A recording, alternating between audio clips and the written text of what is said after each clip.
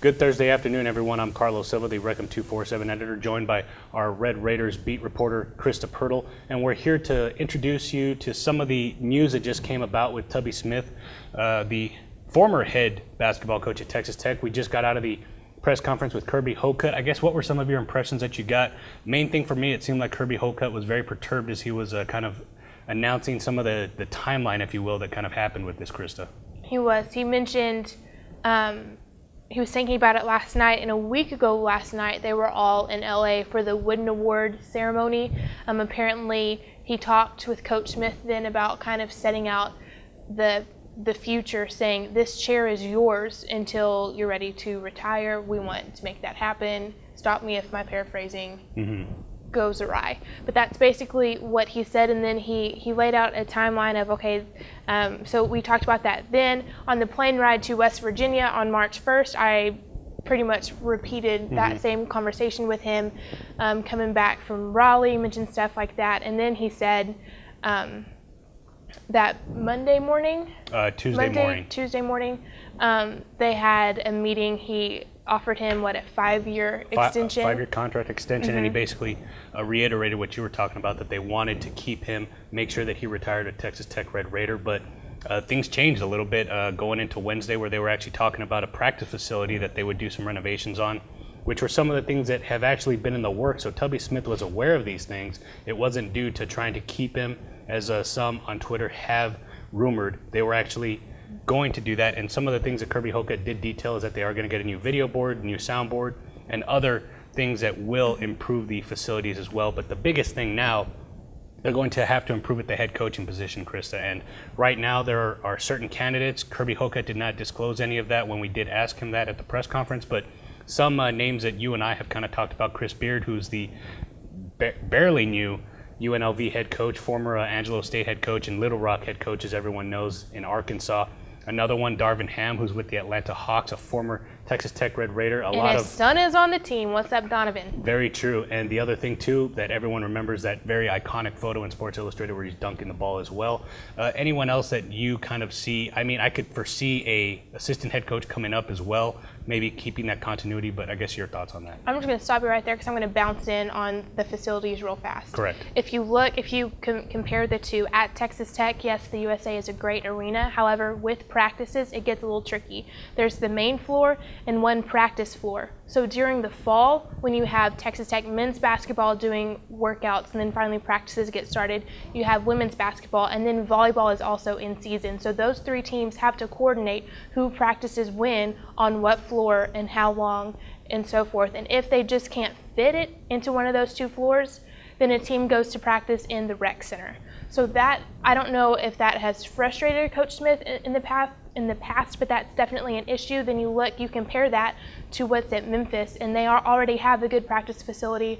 One is currently being built that should be open for the 2017-2018 season. So you weigh that, and also Memphis plays its games where the NBA Memphis Grizzlies, oh my goodness, I cannot talk today, where they play their games. So the facilities were definitely, I guess, leaning in the way of Memphis, but Kirby Hocutt did mention that he was trying to put these plans in place even before this whole thing happened of, okay, let's make Texas Tech better, more attractive, because we believe we can compete with the best in the country. Now, the one interesting aspect to all of what you said, I know the FedEx Forum, obviously not taking anything away from the USA, but certainly a NBA arena, so there's that aspect to it. But the one thing that Kirby Hocutt did say, and I thought was very interesting, the first thing he did was thank Tubby Smith for what he did, because when he first got here, let's just admit it was a dumpster fire when it got here, and he turned it into something where when you did hear the numbers that Kirby Hocutt was looking at, or the contract extension, this is a job that some coaches are going to be looking at now compared to the last time he was actually looking for a coach, where you were trying to find someone.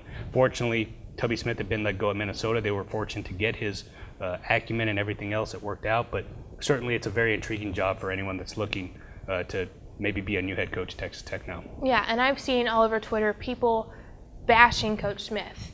This is going to be an unpopular statement from me, but cut it out.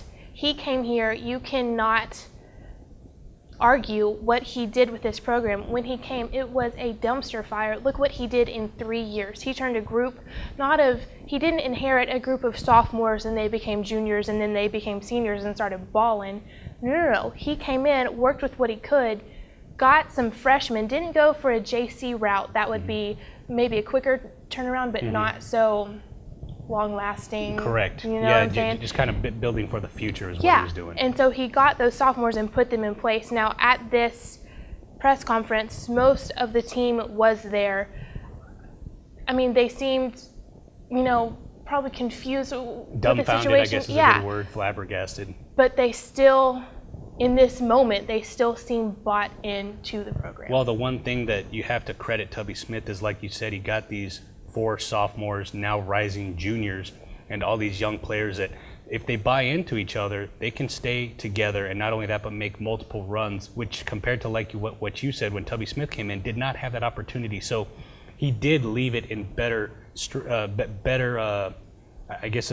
ways than what he did when he first inherited the program. So in that sense, you have to at least give him his credit for that. Now, granted, you can be upset, you can be disappointed that he's leaving, but compartmentalize that, take your personal feelings out of it, and look at the black and white, the numbers, everything else of what he did to this program. So I guess just last thoughts for you, Chris. I know right now there's a little bit of disarray, if you will, just because of the way that it happened. Not only that, but the other important factor is, I kind of mentioned in a story Wednesday, that was the start of signing day for basketball. They still need to fill out some scholarships as well. I know they've got Keon Clergeau, who they have. He'll be a freshman that'll come in next year, but they're trying to fill out some forwards, maybe an extra guard. And not only that, but then you have to look forward to maybe if there's some kids that might transfer because of this. Yeah, which is my main concern. I wrote about it in a column this morning. I mean, you've got Aaron Ross, who has already been through a few coaching changes. He's got 1 more year left. Does he stay? But I'm most concerned with the group of sophomores because they have the most promise, the most potential. Zach Smith, Justin Gray, Keenan Evans, Norris. What do they do? And I think one key is, while they did go to the tournament, they did have a good record. These guys really became family, and I'm not saying that for the cliche to make people feel better on this day.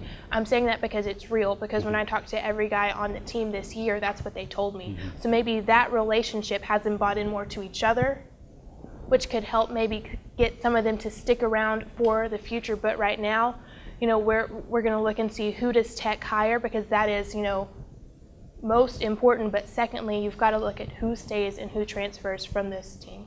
Well, that was a lot of talk there for Texas Tech basketball. You can check out the podcast that we'll be doing as well. That'll be a little bit more in depth. Maybe we'll get into some of the candidates as well. But as of right now, I'm Carlos Silva, the Reckon 247 editor, with Krista Pirtle, our Red Raiders beat writer. We'll talk to you the next time.